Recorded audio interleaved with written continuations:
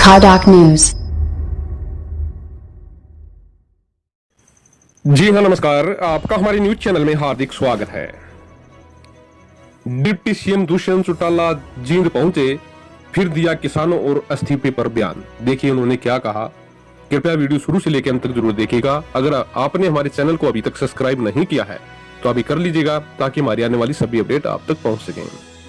हरियाणा के deputy CM Dushyant Chautala फिर से किसानों पर बयान दिया है। उन्होंने कहा है कि विपक्षी दलों के नेता 3 नए कृषि अध्यादेशों पर किसानों को बहकाने का काम कर रहे हैं, जबकि सच्चाई यह है कि किसानों की फसलें न्यूनतम समर्थन मूल्यों पर खरीदी जाएगी और मंडी व्यवस्था पर भी इन अध्यादेशों का कोई प्रतिकूल असर नहीं होगा।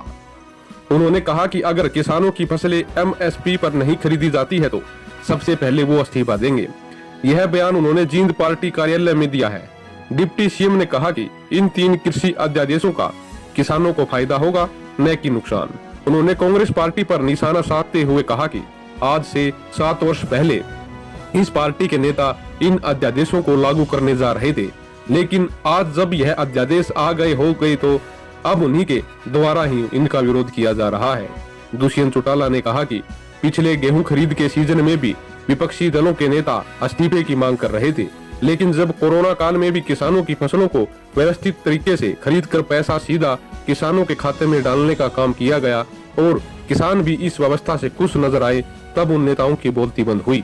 उन्होंने कहा कि इसी प्रकार अब जब मंडियों में किसानों की खरीफ सीजन की फसलें निर्धारित एमएसपी पर खरीदी जाएगी तो विपक्षी दलों की एक बार फिर बोलती बंद होगी।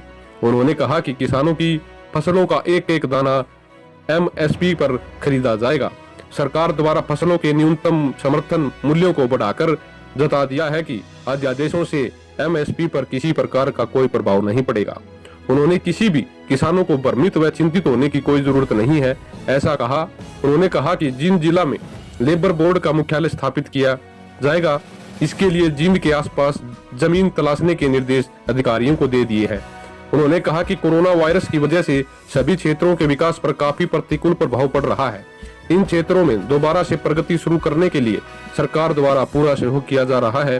उन्होंने कहा कि लोक कलाकारों पर भी कोरोना काल का काफी विपरीत असर पड़ा है और कलाकारों का सहयोग करने के लिए सरकार जल्द ही कोई फैसला लेगी, लेकिन किसानों को फसलों के खरीद के बारे में कोई भ्रमित या कोई अफवाह पर ध्यान नहीं देना है।